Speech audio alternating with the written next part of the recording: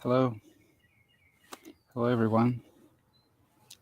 Welcome, welcome to the broadcast. Sorry, podcast, webcast. I'm trying to put my laptop so that the sun doesn't. Oh, it's kind of difficult. Okay, how about this? Yes, hi, everybody. Welcome to the broadcast. I'm your enlightened host. My name is Artem, and in this broadcast, we speak of on all the matters of spirituality. I'm a spiritual teacher. This is my website.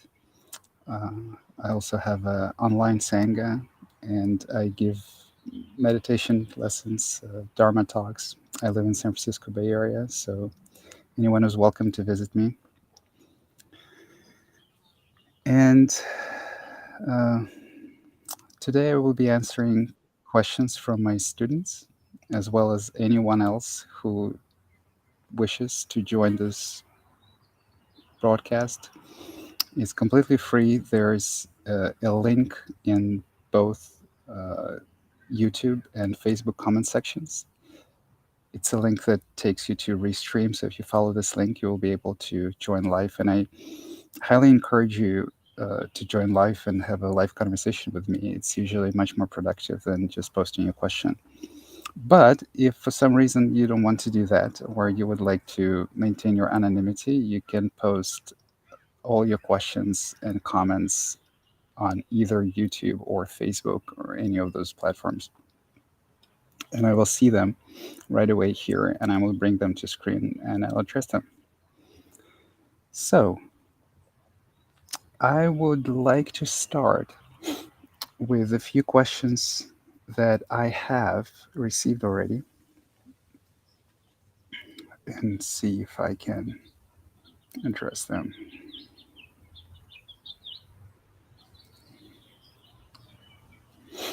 Okay, so there's a question from someone who would like to remain anonymous. And he writes, "Hi, Artem. My father had a conversation with me about my anxiety.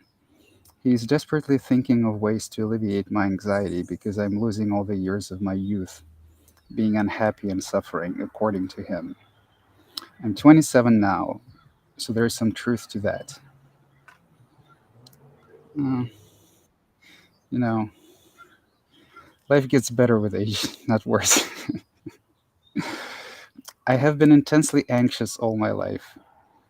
His opinion is that I should speak to a psychoanalyst who would attempt to find the root cause of my anxiety and basically tell me how to fix it.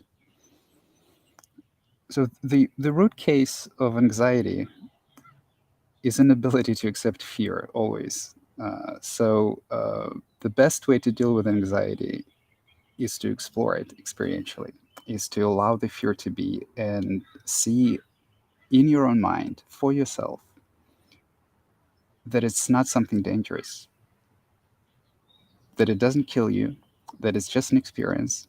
And behind the anxiety, there's usually, especially if you're in the spiritual path and you are self aware, behind the anxiety, there are always uh, some insights, always some new openings.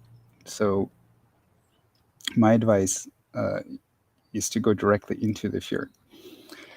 But you continue. Uh, m- my opinion is that talking about fear doesn't solve fear. That's right. You're right. And that you have to take action in the world to get over fear. So, yes and no. I mean, your general approach that what cures fear is exposure is precisely right. That's the same thing that I said earlier. Although I meant exposure in meditation and other forms of spiritual practice, you don't necessarily need to expose yourself to dangerous life situations to explore your fear. Fear gets explored wonderfully in meditation. If you especially if you take it deep enough and you meditate for long periods of time. Fear also gets explored wonderfully in psychedelic trips. So there are two ways to explore fear, yes, and one is in meditation and in psychedelic trips, and another in life situations. Perfectly, perfectly legitimate way, right? Like, for example, if you have an anxiety of public speaking, then exposing yourself to public speaking will bring up this anxiety. You will learn to deal with it better. You will see that it doesn't do anything to you. The same thing applies to dating or the fear of the opposite gender. Um,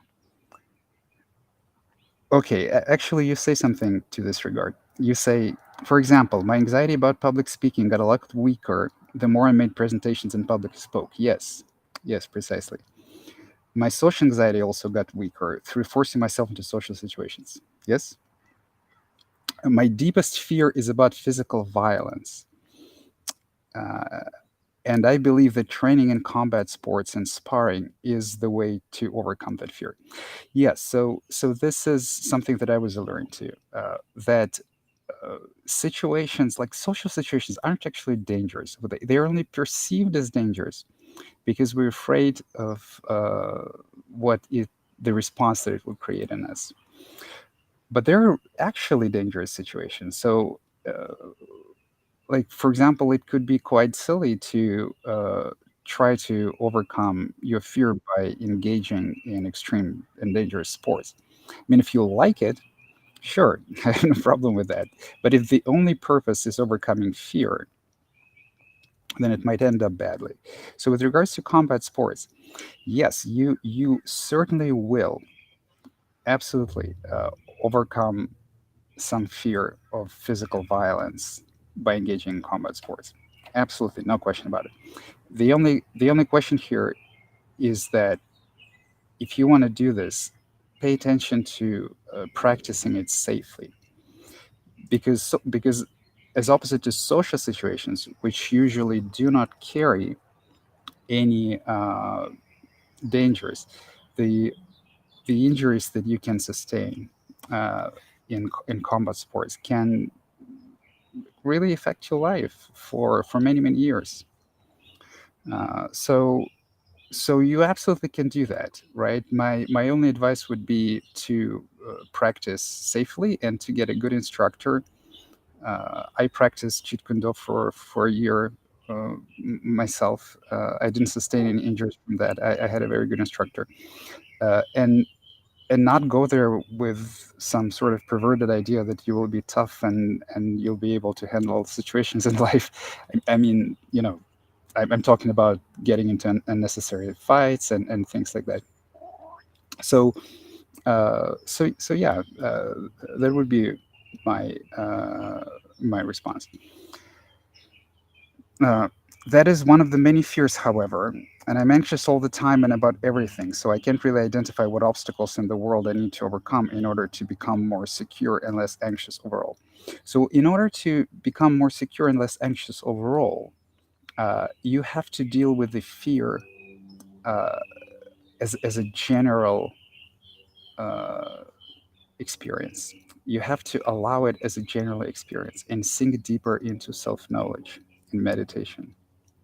So, a fear of specific things, yes, I mean, you can overcome a fear of snakes, you can overcome fear of public speaking, but you're right also to have noticed that there is a kind of a fundamental fear. There is a fundamental egoic fear. As if you can describe it as a fear of life, you can describe it as a fear of death. It's also the ego's fear of its own non-existence. It's also the ego's fear of its own disappearance, of its own dissolution. It's the fear of reality. You can also describe it as the fear of love. It's the fear of self-knowledge. It's the fear of self-acceptance. There's always something hiding deeper behind this fear. And even though some specific life situations can make you more comfortable with it, as a fundamental fear, it gets explored and surrendered to in meditation and spiritual practice. So I would advise to meditate into that fear, beyond that fear, and see what awaits you in meditation in this fear. So you say, my question is either of us right? Yes, both of you are right. So uh, you can do both, actually. The more comfortable you are with fear in meditation, the more comfortable you will be with fear in life situations. And exposing yourself to fearful social situations will also help you to deal with fear in meditation. So both of you are correct. I would really like it if I could be anxiety free while I'm still young. Well, don't worry about it. It's not like now you're 27. It's not like when you're 37, you, you will hate your life. No, no, not at all. Not at all. My date painted a really nice picture of what life could be like if I wasn't scared of the time, all the time. Well, yes. I mean, from some extent, that's also the picture of enlightenment that I'm painting. Living in life as opposite to living in fear and anxiety is one of the most beautiful things that can happen to you. But there are no tricks to it. I mean, I have experienced a tremendous amount of fear in my spiritual practice. Fear is one of the things that is absolutely unavoidable on the spiritual path. I will tell you that if there was no fear and anxiety, you wouldn't even be able to relate to the concepts of enlightenment or a spiritual path. So, so don't worry about it. Just in your spiritual practice, don't run away from fear. Welcome fear and see what happens. You say, I also do not have a lot of faith in meditation as a tool to address anxiety. That is so strange for me to hear. I feel that it is, in my case, it would be a cop out from taking action. Okay, uh, meditation can be a cop out if you don't practice it long enough and diligently enough. So if you have sort of formed uh, an escape relationship with meditation, a refuge relationship with meditation. When you meditate for like 20 minutes to make yourself feel better in hope that it will help you, then yes, of course, it's not going to be helpful. But if you meditate for long enough, if you meditate for 2 or 3 hours, if you meditate for 4 hours, there will be fear there. There will be anxiety there. So I would say that it's a question of how long you meditate. But you're also right when you say that meditation is not an escape from life. There's certainly a stage on the spiritual path where engaging in society brings more discomfort than meditation. But by that time, your overall experience of life is not sort of saturated in anxiety. So I'm not sure if that's what we're talking about in your case. I'm almost entirely sure. I don't know, of course. You feel free to reach out to me and we can talk about it. But I'm almost entirely sure that if you meditate for long periods of time, there will be fear there. So we can discuss it privately later. Okay, I have some more questions to address from my students before I will be taking questions live. Okay, Nidra is asking me,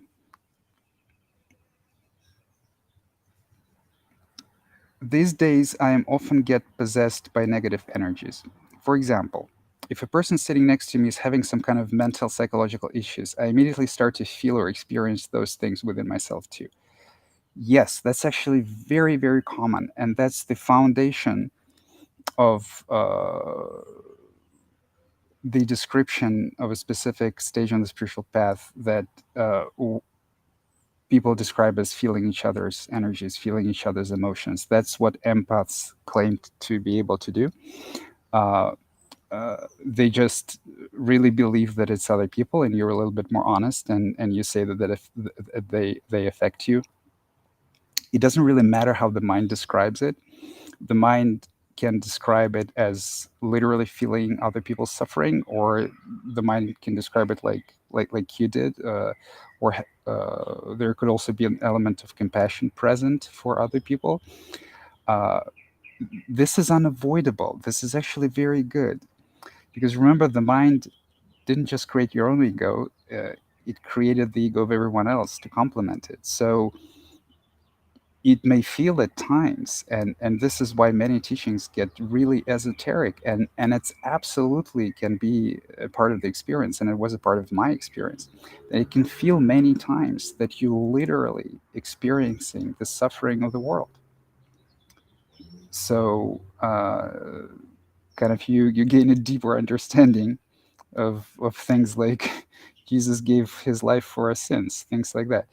Uh, but it's ultimately it's an illusion because all suffering is your suffering, and it's created by the mind, and it can be attributed to yourself and attributed to another person. You can feel like the energy is coming from another person. There's no way to protect yourself from that, and it's folly to resist it. So all you can do is just like with your own emotions, just like with your own energies, uh, ex- surrender to the experience, allow the experience, be aware of the experience itself. Whatever the energy is, let it be and be consciously present to it. Explore it, approach it, don't run away from it. So you're asking how to protect myself from these things. There is no way to protect yourself from these things. Uh, these things are good. These things are a sign of continued spiritual progress. So uh, all you can do is accept them in your experience. You say, I don't want to be affected by these energies, but you will. I mean, you absolutely will. Uh, they are also something that you reject. So no way around it, baby. I'm sorry.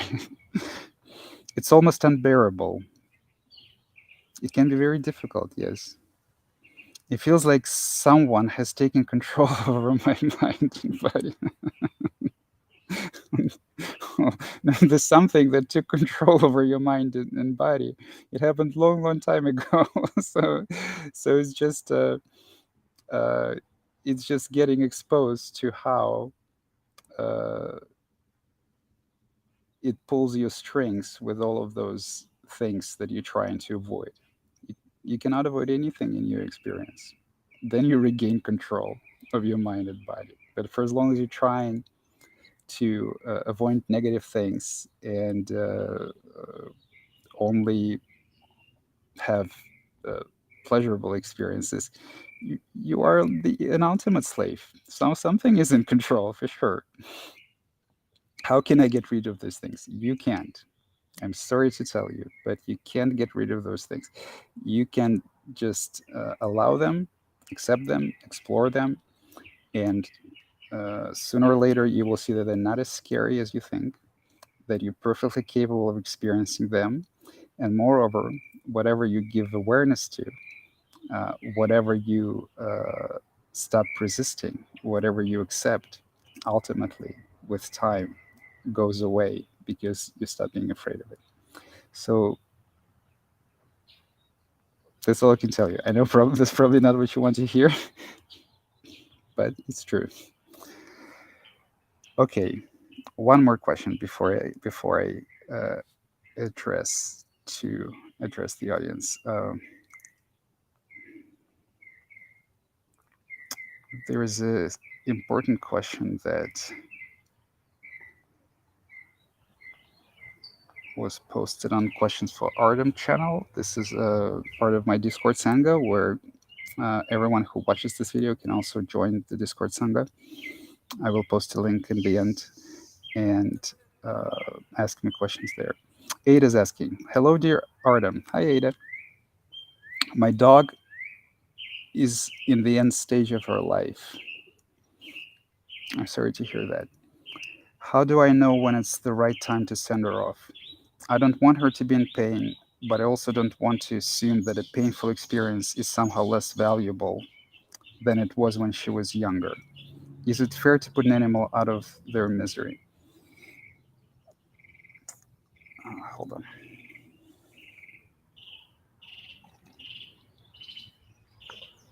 Okay, that's actually a very good question. And my beloved cat passed away about 3 or 4 years ago. So I know what you're talking about. She had kidney failure, and she was in a lot of pain. Uh, so we had to give her uh, pain medication, something morphine based, something like that. She pretty much stopped moving, stopped eating. It was difficult for her very much, and so we decided to put her down. So I think that the answer here lies in your very question. You said, "I don't want to assume that a painful experience, we're speaking about bodily pain, is somehow less valuable than it was when she was younger." Well, when she was younger, it was much less painful, right? So the enjoyment of life uh, does not exist in pain, but it exists in its playfulness. You know, when she was younger, she was running around, she was eating, she was pooping, everything was interesting. So I think that it comes precisely to this: is your pet still having a life, or is it simply nursing its pain all the time, right? So is she still interested? Is she still going out? Is she still happy to see you? Is she still alive in some way, or is she completely preoccupied with her pain, and there's literally nothing else? So I think that when it when it when it comes um, to the latter, when you can see that most of what's happening is the animal just nursing its pain, then it's humane thing to do, to put the animal down, to reduce their suffering. One thing that I would like to notice, though, is uh, don't let other people do that. Be with her or with him. You didn't mention what the gender of the dog is. However difficult it might be for you, be with her until the last moment, until her last dying breath. Because you see, uh, pets are like children in a lot of ways. They're animals that never grow up. They view us as our parents. So that's why they can get very anxious when they don't see us, especially dogs. And uh, it's it's sort of a ultimate betrayal when you don't want to be with your animals as it dies. So don't let it happen to her. Many vets, and I'm not trying to suggest that you would. You probably have much more sense than that. But many vets uh, are uh, surprised and uh, disgusted, I would say, by people who uh, wouldn't do that because it's too painful for them.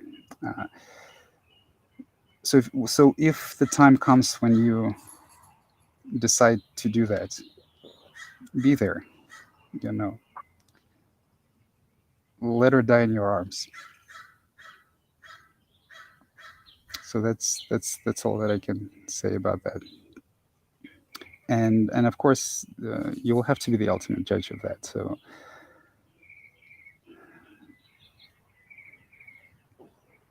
see if there's more to life. See if there's still more to life for her than pain. Okay, uh, that would conclude the offline questions.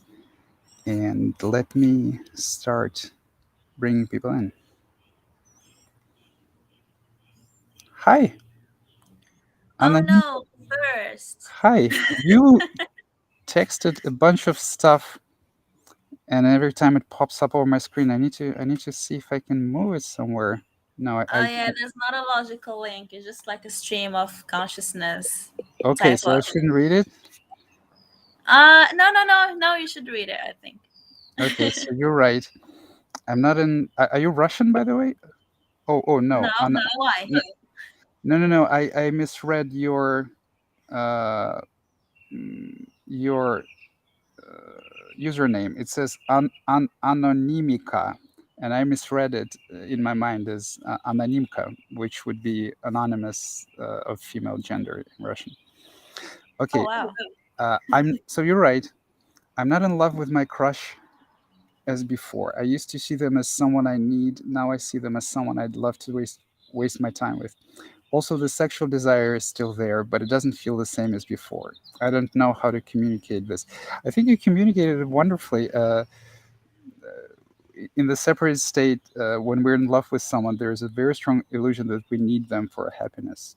But you don't really. You don't need anyone for your happiness. Love and spending time with others is a pleasure. It's not a need. Also, you're right. What drives a spiritual teacher to help others if they ultimately don't have desires anymore and see everyone already on a good path to enlightenment? Pleasure. Oh, okay, I get it. I take tremendous pleasure in seeing other people making insights, getting reconnected to themselves, seeing love, understanding unconditional love, crying, getting better, having less fears, getting freer, getting happier, pleasure, you know, because we're all ultimately the same. And it's like, awakening is like waking up to the fact that almost everyone around you lives your life with a huge wound in their heart, you know. And so it's a very natural movement of compassion. It's a very natural movement of camaraderie. It's a very natural movement to try to help them to heal it. So, and it's very pleasurable. Yes, and it's not always a grateful job. Yes, getting a lot of attacks, uh, but it's pleasurable. Yeah, I can see that. Like 4 years ago, I think, like when I joined the community, I think I awakened, but still it was unbearable to kind of read your text. I don't know, you Mm. looked like the biggest narcissist around. But then I realized that like it was a projection of me. And what happened is that like now what's my experience is that I don't know how to handle it, but so I don't feel like I need therapy anymore, but like just out of the pleasure of commitment, and I like to be a person who commits and shows up, I show up. But like me being in that state, like what I notice is that I act more like a mirror. So it looks like the therapist is kind of projecting her own now, her own experience into me when I'm speaking, like when I'm treating the conversation as a Q&A more than a therapy session. So then it's like it looks like the dynamic shifted, and I don't know, like I don't know. It wastes my money now, but I would like to show up, and I don't know, like so it's a pleasure to be there. It's not a pleasure to waste my money, but I mean, when it comes to therapy in the awakened state, when it comes to therapy, there's pretty much only one test. Uh, when you're in therapy sessions and you speak with a therapist and you speak honestly and openly, does it still bring some discomfort? Does it still bring some anxiety? Does it still bring some unpleasantness in you? Is there something to explore? Is there some dissatisfaction? Is there some dishonesty? And actually, few therapists can do that to people who are more or less authentically abiding in awareness. But it doesn't mean that they don't exist. They absolutely exist, and also the same function can be served by spiritual communities, like talking to other people on the path, or talking to me, or to other people on my server. For as long as these conversations uncover something in you, it can be good practice. Mm. So I think I'd more like treat it as a practice or a ritual than like as a fixing myself type of thing as I used to do before. Well, there's a big difference between practice and a ritual, right? Uh-huh. A ritual is something that you don't know exactly why it works, and how it works, and actually whether it works, but it's a part of the tradition, and you believe that it's good, that it's good something for you to do. A practice is when you actually know what you're doing, and in this context, what you're doing is exploring your inner experience of discomfort, exploring your inner experience of resistance to your emotions, of resistance to being honest, of is there maybe some tears, some anxiety, some uh, Yeah. something there which needs your attention, something there that is crying for your love, right? But if it becomes just a mind game, a sort of a word duel with a therapist, and none of that is happening, then it's useless. And the same can be applied to speaking to other people on the spiritual path, or even speaking to a teacher. Yeah. I think what's coming up for me is that currently the experience I have with therapy is that like I think she became more concerned than necessary, and that like she About kind of you? like interpreted what? About Sorry? you? More concerned Yeah, about you? Yeah. yeah, because like there is like this maladaptive behavior that is called, I don't know, the detached protector. And me being like in a detached way about my experience, like it's kind of like triggered her willingness to help me more and be like more engaged emotionally with my trauma. But for me, it's like I was like I already grieved it and mourned it in the comforts of my home, and I came to you after the experience has passed. So like it's when I express my trauma to her out of like discovery in a detached way, it's kind of like it makes her lose her composure. So I was wondering, like, is it the kind thing to kind of disengage and not create this discomfort in that person? Uh, you well, sure. At a certain stage, at a certain point of time, uh, you will be hurting her more by being open about your pain, then she will be able to uncover more of the pain and discomfort in you. And yes, and then that point, regardless of what is being said from the spiritual perspective, you will be her therapist and not the other way around. So absolutely. I mean, if you find that you are affecting your therapist more than your therapist affects you, then Yeah, it's your call, and especially considering that you're the one who is paying the money for it, right? yeah, Regardless of what she thinks, if she's more emotionally affected by your honesty, then you are affected by hers. Because also that's what therapists do. If they're good therapists, they encourage us to be honest. Then, I mean, the dynamic has been reversed, uh, and it might not be as productive to you. That's also, by the way, the reason that it is usually productive to speak to people who are further along on the spiritual path, because they are less affected by the suffering. They're more honest.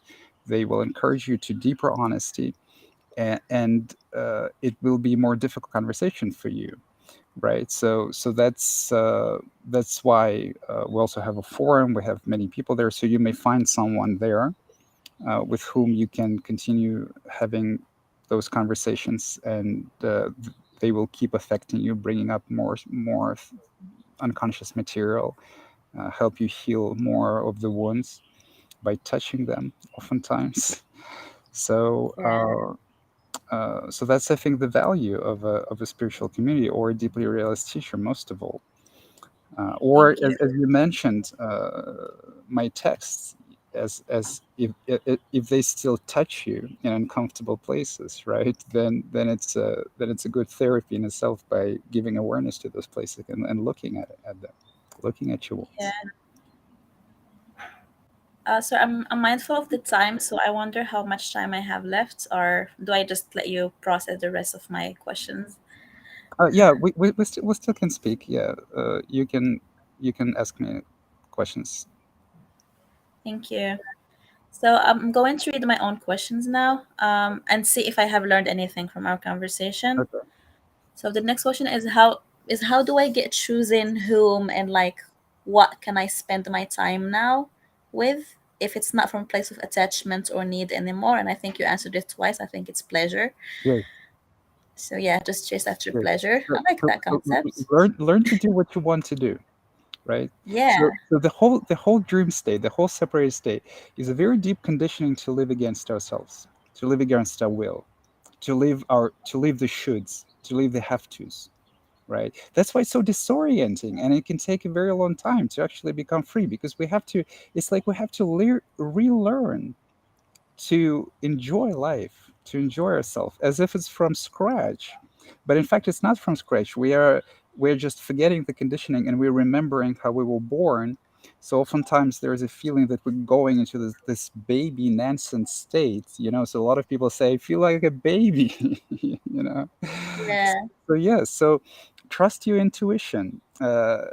Ask yourself, is that what I want to do? Is that what is, and if this question feels too direct, because sometimes it feels too direct, like I don't know what I want to do, right? But you can ask it is in a milder form. Is that what I'm pulled to do? Is there like something that pushes me this way a little bit, right? yeah. Thank you. That was clear to me.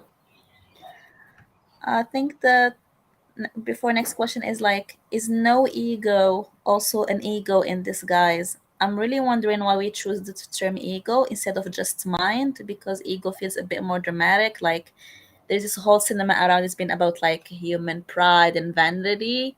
So like kind of like ego started to look at me like it's detached from its meaning, and it's becoming like this kind of like, but like if we make it as stupid as for example mind or thoughts, it becomes more accessible to understand. I don't know what you Yes. think about that. Yes. So I will address all the points in sequence. So first of all, no ego is still ego if no ego is takes the form of I am conscious. Okay, Jesus Christ. I'm sorry. The private chat window opens up and pops right over the video every time, and I'm trying to move it, and I I can't. think next time we can add non-boarding, because like there's two chats, there's one in the side and one in the, Yeah. I'm not sure why everyone is sending private chat messages instead of comments to Facebook and YouTube. I would encourage everyone to send the messages to either YouTube or Facebook, whatever platform you're watching it on, and I will try to figure out what to do with this private chat, because I don't think it's the only way it should be, that every time someone sends me private chat, the window pops right over video. But anyway, let me come back to your question. So no ego is certainly still ego if it takes the form of I am the unborn consciousness. I am the awareness. This human is not me. Everything is not me. yeah, I am I like because awareness, consciousness, whatever name you give to it, uh, is and most of the time does play the role of a refuge. Because the ultimate goal of this awareness is that from the place of this awareness to thoroughly explore, love, and accept the individual, the human, right?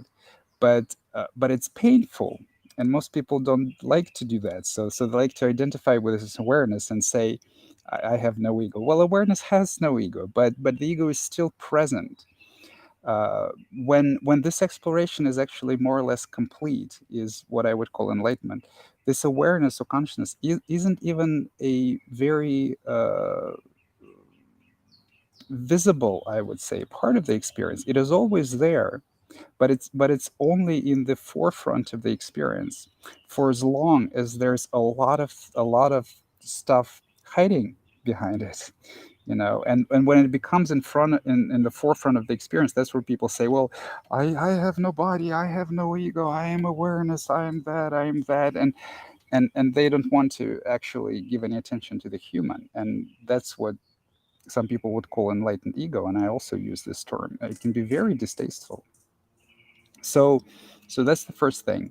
uh, uh, the second thing that I would like to address, you said, hold on, let me remember what you say. What you said.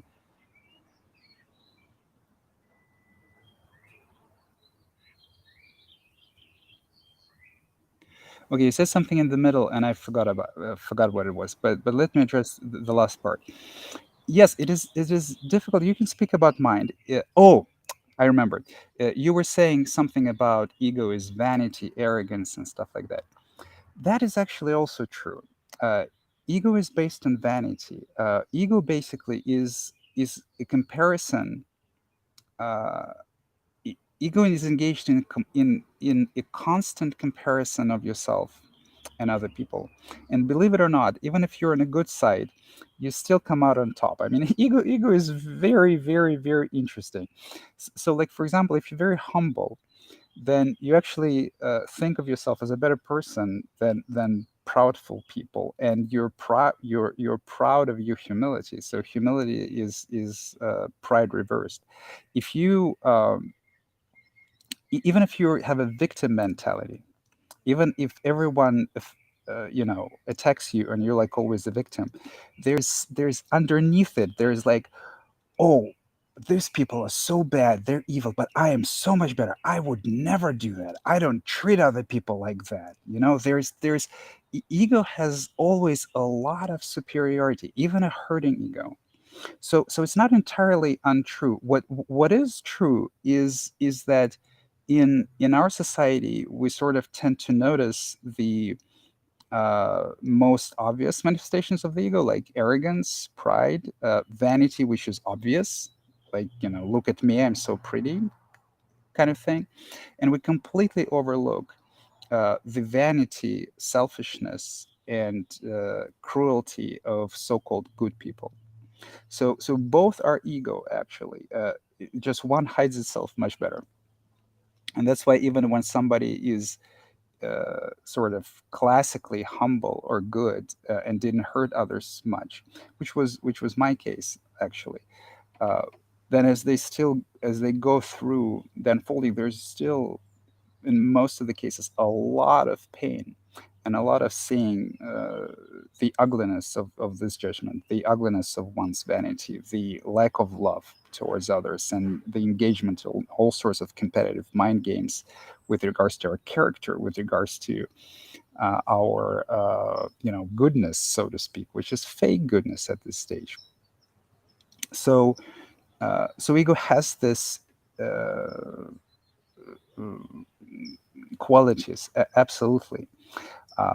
Now, with regards to the second question about what it is, it's very hard to say what it is, because it's created by the mind. It has no physical existence. You cannot put your finger on it.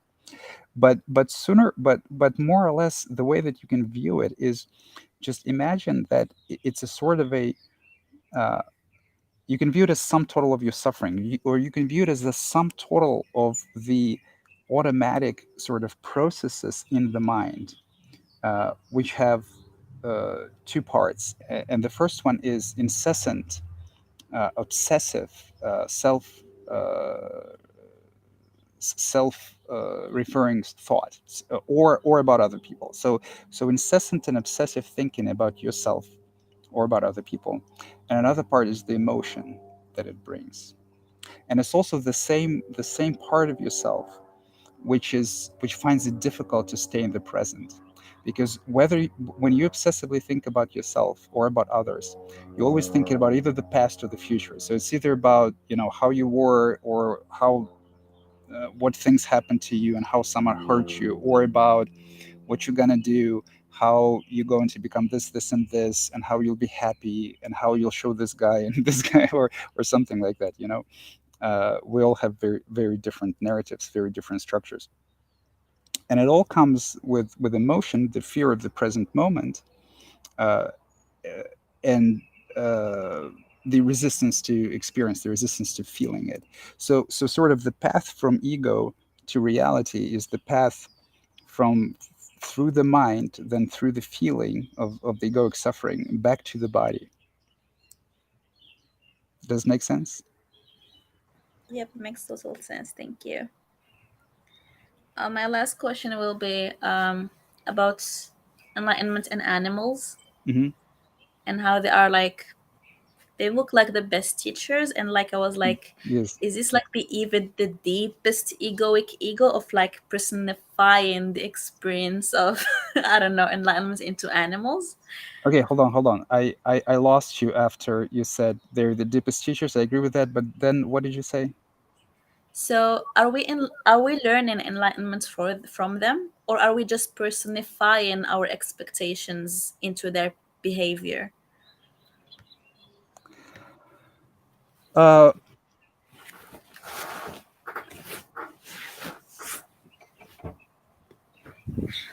Once you awake, uh, you can learn from anybody. So Mm, uh, anyone uh, can help you see uh, your own remaining lack of self-love, your own remaining lack of self-acceptance, your own chains, lack of freedom. So anyone who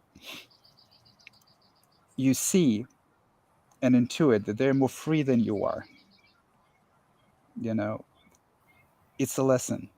So there's something in you which actually will not like it, and it will provoke you to look deeper inwards.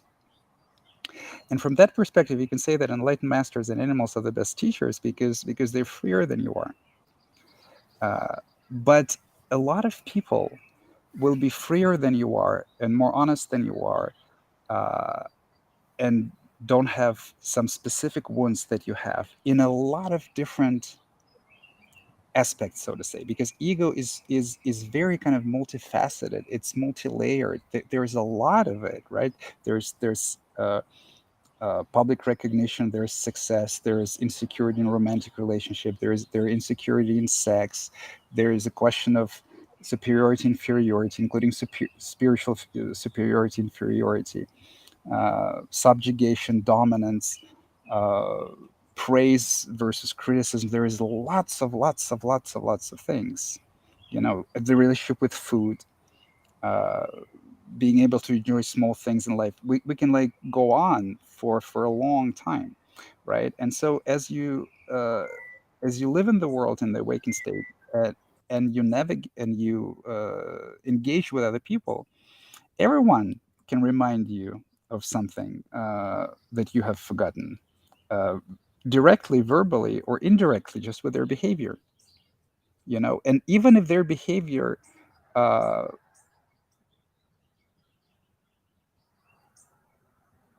is not created by their high awareness, but it's created of the lack of awareness. Like, for example, you say something to another person, and they get offended, and they stop talking to you. If previously in your dream state it was something unthinkable for you, like for example, because you're a people pleaser, then it can remind you, and you can just stop and say, hey, you know what, I actually also don't have to speak to people I don't want to speak to. You see, so these reminders, they come from anyone. And the people who are freer than you, which is equivalent to deeper than you on the spiritual path, which animals are, they're freer than us, they're freer than people. They can just serve as better reminders. That's all that's happening, you know. But fundamentally, you're observing it, because it's you, it's happening in your mind. So you're observing it all, and you're reminding yourself, and you're seeing things that you haven't seen before. You're seeing freedom where you haven't seen it before, with less judgment, and you learn. thank you. That brings me a lot of peace. I'm comfortable moving to the next to the next persons. Thank you, Artem. You're most welcome. It was good speaking to you. Okay. Okay, so let me bring Max now. Hi, Max. Hello, Artem. How's it going? It's going well, yes. So I have a question about the body and the traumatic experience related to therapy, also with the previous person who said something about this. So I definitely feel some kind of sometimes things come up in the traumatic body, which I've tried to heal in many ways. But I'm also not so sure about the therapists themselves, if they could be useful or something. And I think it's also why for some time I was resting in the pure awareness because it was cutting me from this body sensation, which is here, right? Yes. So it's very strange because I'm at this point where I'm so good in the body for the first time in my life.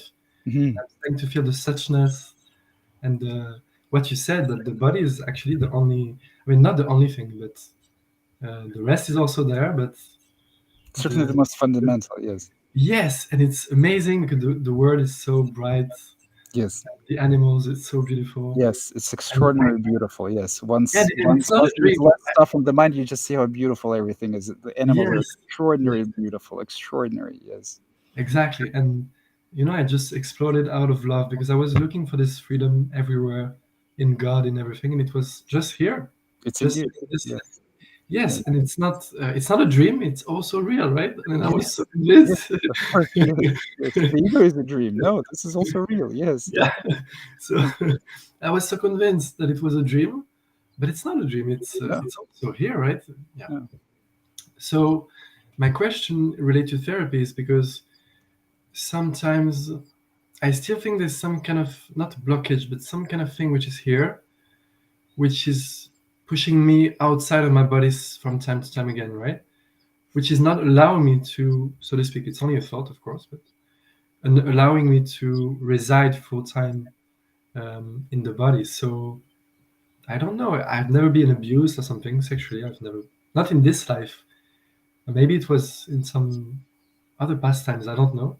If you believe So, in this. so when you say pushes you out of the body, do you mean when you take identity of the awareness again? Is that what you're talking about, or is it more of a some sort of a uh, much less pleasurable, very kind of constricted sense of? Yes, it has become very subtle. So there's something which is a fear of being seen, Yeah. and at the same time, I love being seen because I love speaking in front of people. I'm very at ease with this. It's my job to do it every day.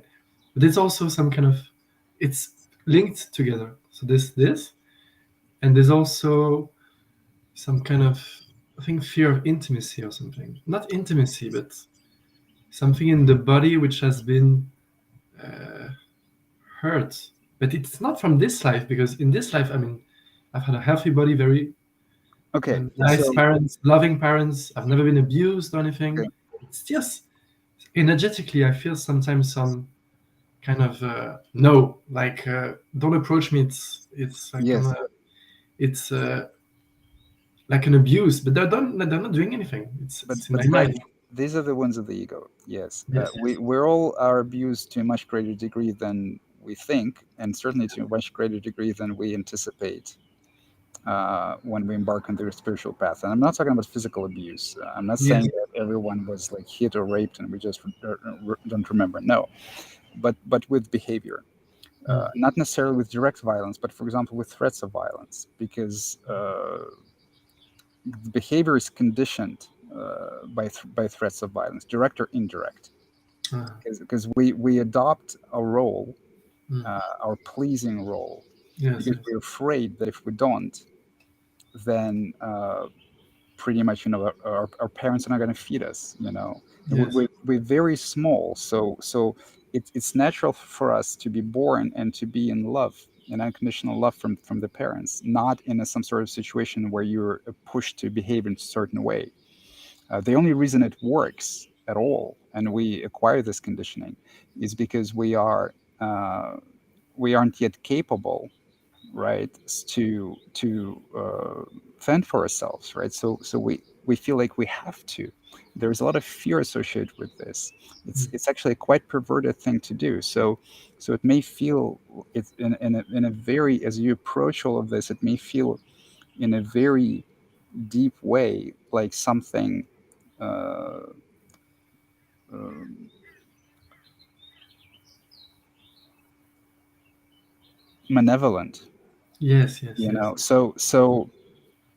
So it's completely normal. Then you also said about being seen. yes, Ego is afraid of being seen. I mean, that's actually the ego's only fear, yes, because yes. because once something is seen, Mm. it disappears, it goes away. And once Yeah. something is accepted, once you actually see what's going on deeper inside, the more you see the ego, the more it goes away. So you can say that it's the fundamental fear of being seen. And I'm not talking about, being seen. You said I like being seen. I like being amongst people. You meant the eyes. That's not what I meant. I mean in the mind, like Right. seeing yourself deeper. Uh-huh. So you mentioned that, Mm. and also you mentioned the body. Yes. So remember that egoic suffering also, it manifests on the level of the mind. The egoic suffering manifests on the level of the mind as incessant, constant, never-ending chatter. On Yes. the level of the heart, it manifests as emotional suffering. Yes. On the level of the level of the body, it manifests as tensions or unpleasant energies in the body, Mm. difficult energies, right? So as we go through the mind, through the mind to the heart to the body, we get exposed to a lot of tensions in the body. So you can say, when it's starting to happen, you can say, I feel like my body was hurt, Mm. right? But but no one beat me. But that's not how it hurt. It was hurt through you hurting yourself, because uh, also consider, we speak a lot about rejection and suppression and of natural behavior, but how does it happen, right? If your natural response is to cry, and you are afraid to cry Mm. because let's say your parents disapprove of it, how you Oh, gonna I how you cry. gonna Cry anytime. what's that? I cry anytime I want. No problem. Now, yes, good. But Yes. I'm Yes. talking about how it happens in childhood, right? Yes. Yes. How you gonna prevent it from happening? Mm. You need to tense up. You need to Mm. tense something, you know. Yes. So Yes. every Yes. time you want to do something and you stop yourself for others, you do something to your body. It's also a bodily movement, you Mm. know. And so the body accumulates a lot of tensions. There's a lot of things that are going on in the body, a lot of unpleasant things from years and years of self-abuse. Mm. So as you approach the body deeper and deeper, you will feel all this unpleasantness. You will Yes. feel the tensions. You will feel the negative energies or whatnot. Yes. And it doesn't mean that you will necessarily, like, it doesn't go perfectly in stages. Like first you deal with the mind, then you deal with the heart, then the body. No, it may go back and forth many times, Right. because Yes. Because it's all connected. yes, it's connected, and even when you're in the body, you still have the other things, other dimensions which are there, Yes, right? of Yes. course. So I feel that I'm home, right? I've arrived in my body. I'm not looking for anything, not looking for God or something, and I feel really the suchness. And but these feelings are sometimes taking me back to lower dimension. We could say like this, right? Of the soul, of Yes, things yes, which have, yes. so to speak, transcended a long time ago, right? So could therapies, a specific therapy for this, be useful? But I don't know. Yes, absolutely. So the first, it's the same answer as I gave to anonymika, right? Uh, so so so transcendence is a authentic, deep transcendence, deep embodiment. It is a long process. So what happens first is not just actual transcendence, but disidentification. When you identify with something else and you understand that all this junk is not very it's not scary. You're not scared of it anymore. You don't perceive it as, you don't identify with it as much. And but then from the position of awareness, you have to explore it. So Yes. when you go back into those other dimensions or whatnot, however you describe it, that's actually good. That's good to go back there. That's good to explore it, because now you have the vantage point from which to explore it. And so in this context, therapy is just like, again, talking to other spiritual people, or talking to a spiritual teacher, or reading spiritual literature. Same thing, like, for as long as it arises something in you, for as long as there is some discomfort to explore, for as long as there is some rejection to explore, like feelings of unworthiness or whatnot. And it not only applies to the work that you do with therapists, but it applies to all your interactions in life Yes. Yes. with people. Like, someone says something about you from a position of huge arrogance, as Mm. if you're not even a human being, and it hurts you, right? So this needs exploration. This needs your attention. This needs your love. All pain is asking for your love, and awareness is that love. So Yes. all pain and all discomfort are asking for your attention. That's Mm. the healing process, right? And this includes emotional distress, and it also includes bodily tensions and Yes. difficult energies in the body. Hmm. For me, it's always been some kind of challenge to be in a body in the first place. I think some kind of thing. I always feel like, what am I doing on this planet? I feel some kind of alien sometimes. So even to function in a body, it feels small, and it feels some kind of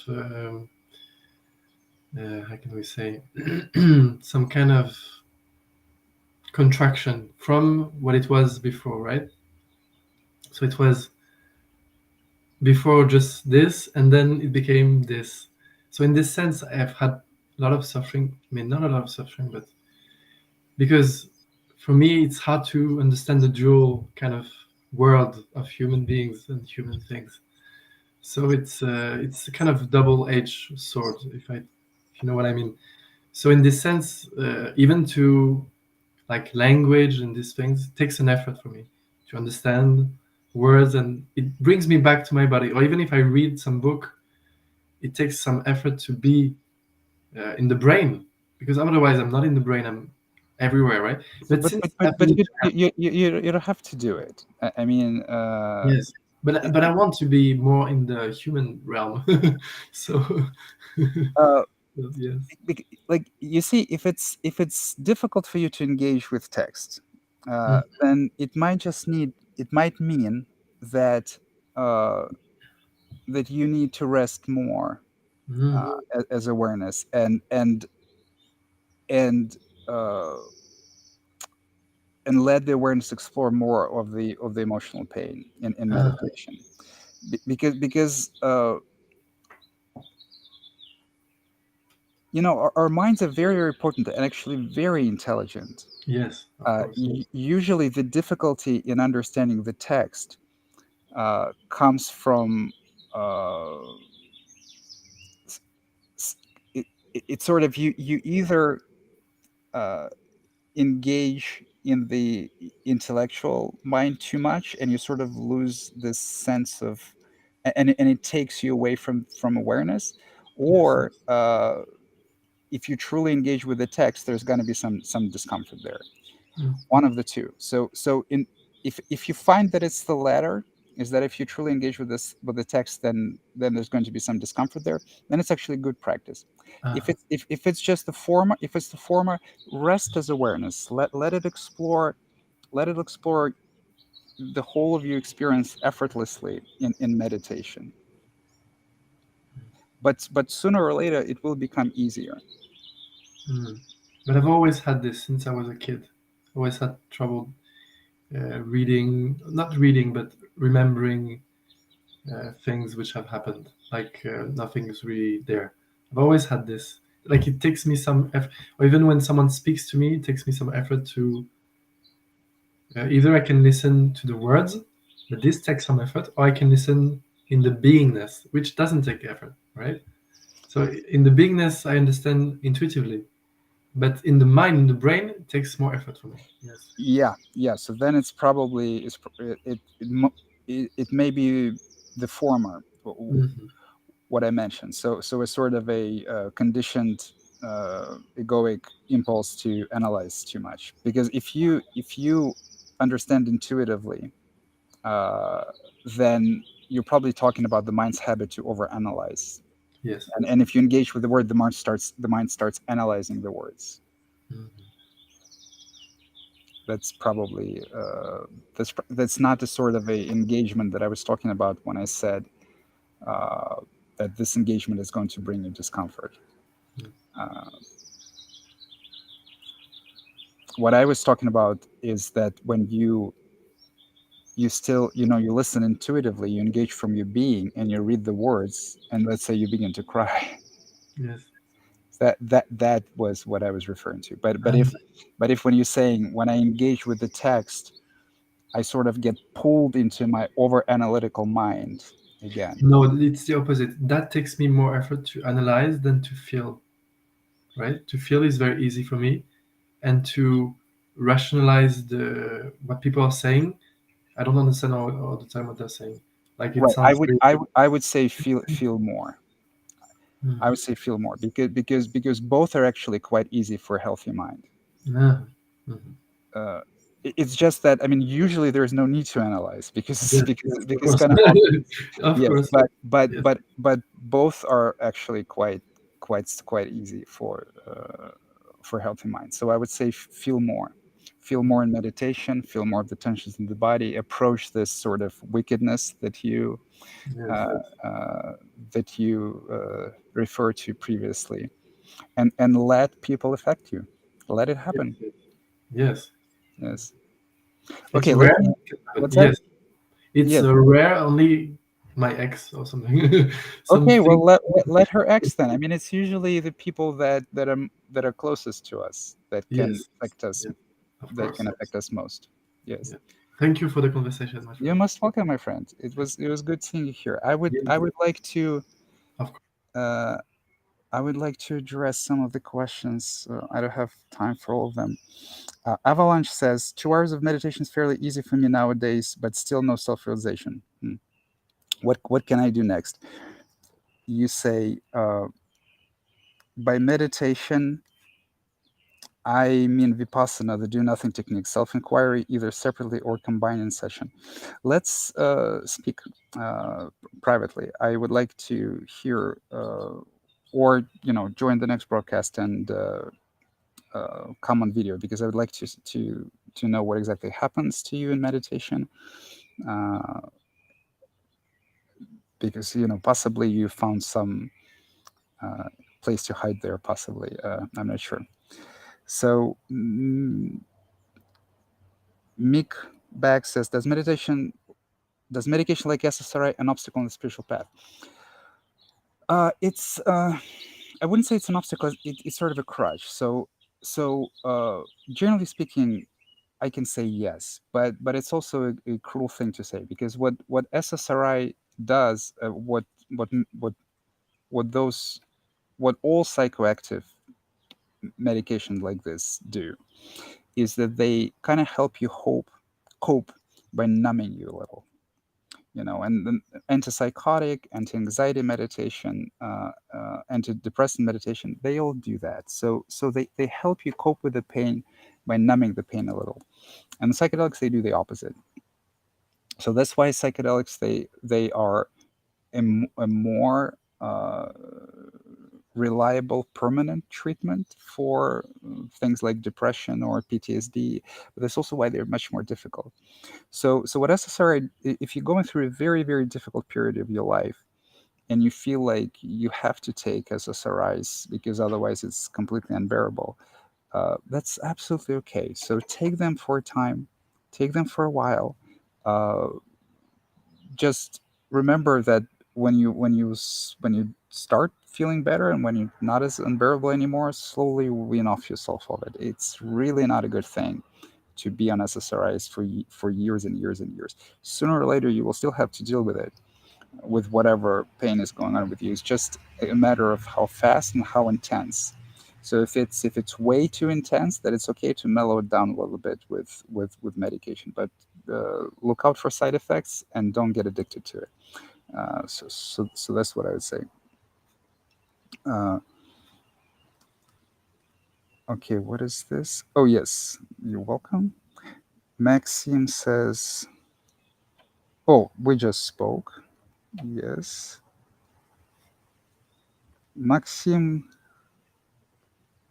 Hi there. Hi. But there's no question here. And then Matthews says, "Hi Artem, I would like to know if you, in some point in the journey, you thought you grasped all truth, but discovered that there were much more." Yeah, of course, yes. I mean, it happens all the time. I mean, I'll tell you. That right after my self-realization, which was, I had a very deep insight, so it was very dramatic event. About like 5 or 6 years, I thought that I grasped all the truth, and it was an impossible, unbelievable relief of suffering for me. So I thought that I was in nirvana, and there is nothing else. And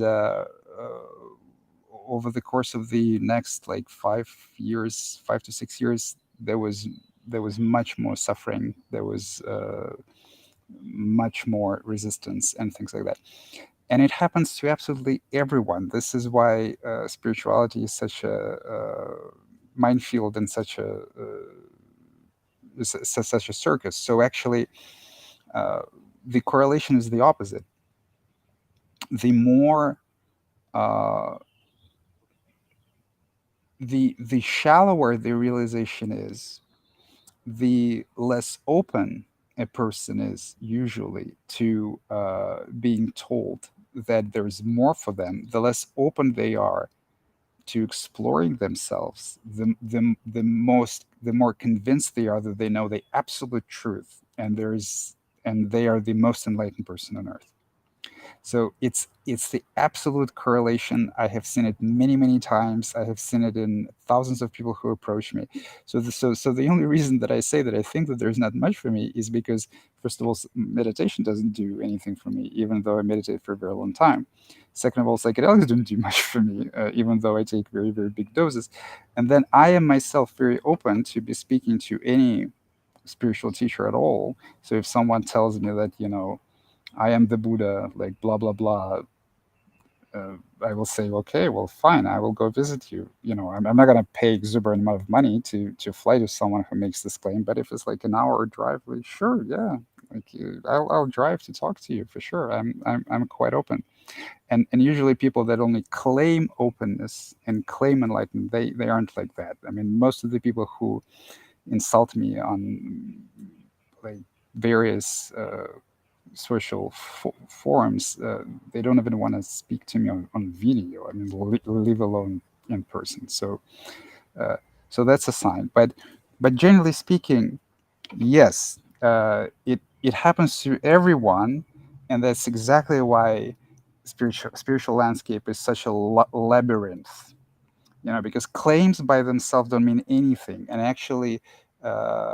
If you meet a teacher who says, and many, like, I I know at least like two or three or four, even Till Swan, who is extremely shallowly realized, says things like, "I am the most aware person on earth."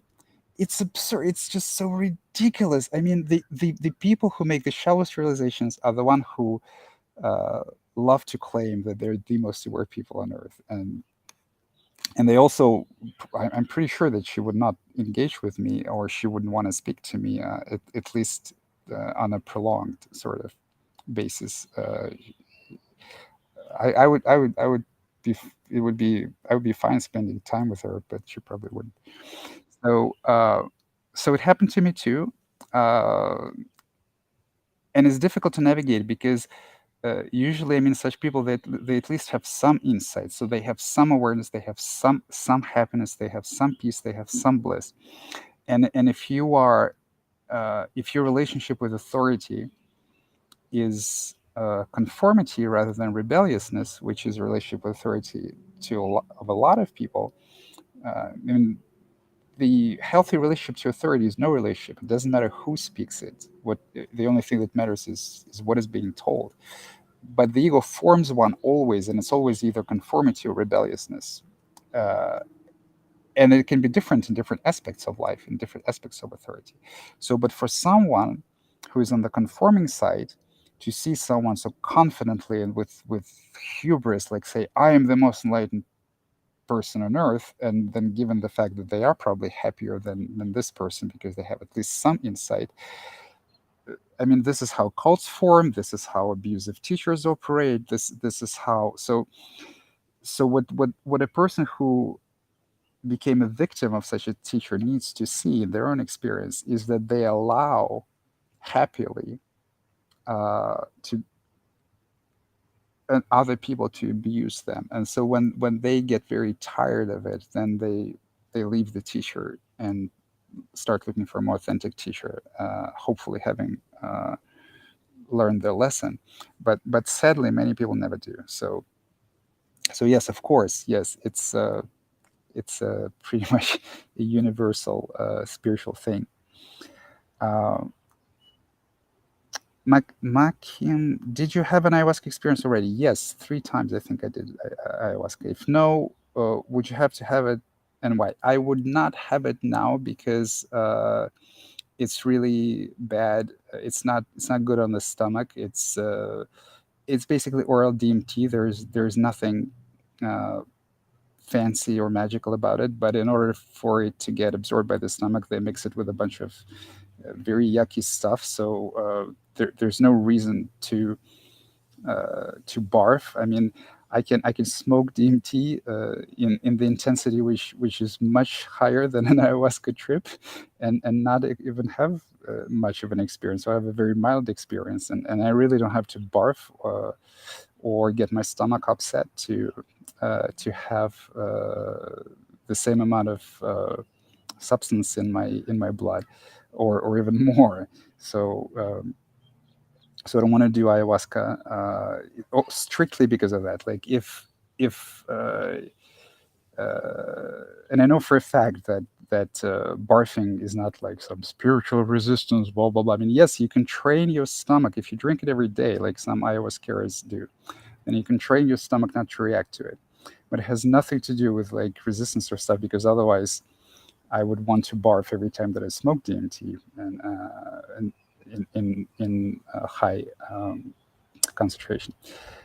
So so it's not that. Actually, the ayahuasca trips that I've had were very very mild compared to uh, some of the DMT experiences that I had, or LSD trips that I had in the future, or even some mushroom trip that I had in the future. And even then, I wanted to puke. I mean, I actually never puked. I held it, but even then I wanted to. So no, this is not for me. If you like it, by all means. I mean, it's more productive than smoking DMT because it lasts longer. So in my experience, the longer the substance lasts, the more productive it is. Like short, intense trips aren't as productive. So, but you can say the same thing about LSD. You can say the same thing about magic mushrooms. And like with all psychedelics, the intensity of the trip is strictly a matter of a dosage. Like if you had an ayahuasca experience and you say, wow, it was like a much more intense experience that you can get with LSD and mushrooms, you didn't take enough of LSD and mushrooms. Like every psychedelic can get you to exactly the same place. It's just a matter of dosage. Um, okay, so I'm not against ayahuasca at all. If you like it, yeah, it could be wonderful, wonderful healing ceremonies. Can bring you lots of insights. Absolutely true. So then you say, oh, Maxim. Oh, you're commenting. Then you say, be your own teacher and learn from experienced teachers. That's all I've done so far. Follow your heart always. Yes, yes, yes. Be your own teacher, but be open to learning from anyone. And learning isn't just blindly acquiring someone's words as if they are your own. Learning is not believing. Learning is not telling yourself, okay, this person is more experienced than me. Therefore, he's always right and I'm always wrong. That's not learning. That's brainwashing. That's how we were learned to learn, but it's not learning. Learning is seeing things for yourself, right? So every teacher, more experienced teacher, everyone, to the extent that you learn from them, is the extent to which they show you something which you see for yourself. And then it's true for you because you saw it. And then it doesn't matter who was the person who helped you see it. It doesn't matter at all. It becomes yours. So it's the same everywhere, not just in spirituality, but even in any area of life. If you understand something for yourself, then you can be grateful to the teacher because he helped you, yes. But you haven't actually gotten it from him. It's yours now. And then you can share it with others. And it's the same in spirituality, and it's the same everywhere else. So don't forget that. Don't make idols of teachers. Uh, but you can also learn from anybody if you pay keen attention to yourself and if you explore yourself diligently and honestly. Okay, let's see. There's another max for some reason. I don't know if it's the same max or it's another max. But even if it's another max, I think I'm gonna wrap it up because it's been an hour and 20 minutes. I really enjoyed your conversation. I enjoyed your questions. Thank you very much. Wonderful questions. So, if you're new, uh, please come join my Sangha over here. So, we have a Discord community where we discuss all this sorts of stuff. I provide personal guidance. You can come see me in person. Um, you can ask me questions on Discord or even email me. It's all on the website. So wonderful to have been with you guys. Best of luck to you on the spiritual path. Love you all. Bye.